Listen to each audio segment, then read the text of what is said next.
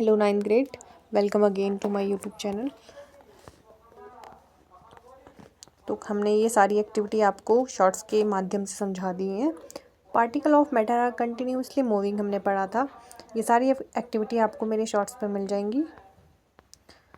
अब देखते हैं, particles of matter are continuously moving, that is they possess what we call the kinetic energy. अब देखो, particles of matter जो रहते हैं वो कंटिन्यू मूव करते हैं, किस वजह से? That is they possess what we call the kinetic energy. तो ये जो रहती है ना, ये काइनेटिक एनर्जी की वजह से मूव करते हैं। As the temperature rises particles move faster. जैसे जैसे टेम्परेचर आपका राइज बढ़ता है, वैसे वैसे जो पार्टिकल होते हैं वो और ज़्यादा मूव करने लगते हैं।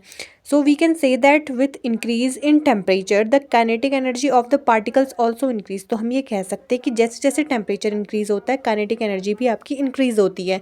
इन the above 3 activity we observe, जो भी हमने 3 एक्टिविटी की, हमने ये ऑब्जर्व किया that particles of matter intermix on their own with each other.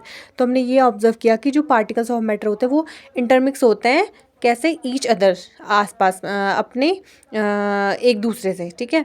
They do so by getting into the space between the particles. अच्छा देखो, अब इनमें ना कुछ स्पेस होता है जो पार्टिकल्स होते हैं उनके बीच में। This intermixing of particles of 2 different types of matter. तो ये जो इंटरमिक्सिंग होती है ना, वो 2 डिफरेंट टाइप ऑफ मैटर के बीच में होती है। On their own is called diffusion, जिसे हम डिफ्यूजन कहते हैं।